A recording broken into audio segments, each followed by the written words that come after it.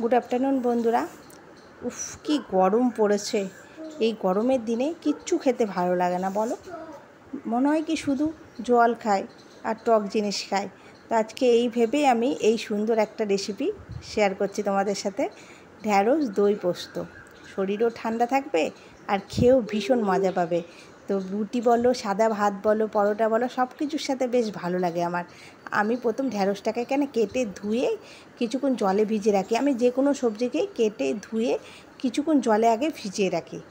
তারপরে কড়াইয়ের মধ্যে সর্ষের তেল দিয়েছি। তেলটা যখন ভালো মতো গরম হয়েছে তার মধ্যে কালো জিরে আর একটা শুকনো লঙ্কাকে হাফ করে চিড়ে দিয়ে দিচ্ছি।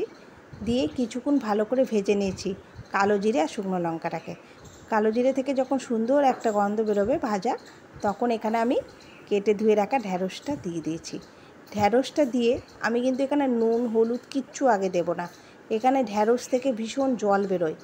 আমি যেহেতু জলে ধুয়ে কিছুক্ষণ ভিজে রেখেছিলাম, অনেকটাই জল টেনেছে। আর এরকমও ঢ্যাঁড়স থেকে ভাজতে গেলে প্রচণ্ড জল বেরোয়। আমি কিছুক্ষণ জলটা শুকোনোর জন্য আঁচটাকে বাড়িয়ে একেবারে ঢাকা দিয়ে রেখে দিচ্ছি। এদিকে মশলাটা করে নিই। আগে পোস্ত 2 চামচ মতো, এখানে বড় চামচে 2 চামচ পোস্তকে আগে শুকনো ঘুরিয়ে নিয়েছি মিক্সিতে।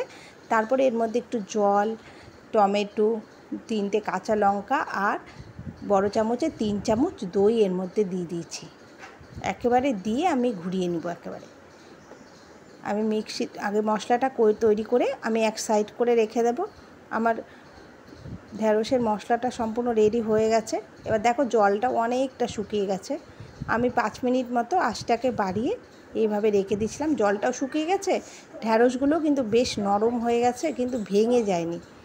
এভাবে এবার আমি আর ঢাকনা না দিয়ে এবার শুধু ভেজে নেব। যখন দেখবো আমার জলটা সম্পূর্ণ শুকিয়ে ঢ্যাঁড়সটা ভাজা ভাজা হয়ে গেছে, যে কোনো জিনিসই না ভাজা ঠিক মতো না হলে স্বাদ কিন্তু খোলে না সবজি। ওই জন্য আগে ভালো মতো ভেজে দেখো, তারপর হলুদ দিয়েছি, লবণ দিয়েছি, দিয়ে আমি আবারও একটুখানি নাড়াচাড়া করে নেব হলুদ লবণ দিয়ে, যাতে ঢ্যাঁড়সটা সুন্দর করে ভাজা হয়ে যায়। আমার ঢ্যাঁড়সটা এরকমও 70% ভাজা ভাজা হয়ে গেছে, সেদ্ধও হয়ে গেছে নরম, কিন্তু দেখো একটা ঢ্যাঁড়সও আমার ভেঙে যায়নি। আর আমি যদি আগেই লবণ দিতাম না, জল তারপর লবণ থেকেও যে জল বেরোয়, সব মিলে একবারে ঢ্যাঁড়সটা কেমন যেন গলে গলে সব এক ঘাট হয়ে যায় মেখে। তো ওর জন্য আমি পর থেকে লবণটা দিচ্ছি। ভাজাও হয়ে গেল, সুন্দর নরমও হয়ে গেছে, ভাজা ভাজাও হয়ে গেছে। এবার আমি ওপর থেকে যে পোস্তর পেস্টটা করে রেখেছিলাম সেটা দিয়ে দিচ্ছি। অবশ্যই চিনি দেবে, যেহেতু দই দিয়েছি। নিরামিষ রান্নাতে একটু চিনি দিলে স্বাদটা বেশ ভালোই লাগে। তো এইভাবে চিনি দিয়েও ভালো মতো নাড়াচাড়া করে 5 থেকে 6 মিনিট আমি মশলা দিয়ে রান্না করে নিচ্ছি। হয়ে আমার কিছুক্ষণ রান্না হয়ে আমি 10 মিনিট মতো আগে ঢেকে রাখি। তারপর আমি প্লেটে তোমাদেরকে নিয়ে দেখাচ্ছি। আর ওপর থেকে অবশ্যই একটু পোস্ত আর সর্ষে মানেই তো কাঁচা তেল, তো এখানে পোস্ত জিনিস বলে কাঁচা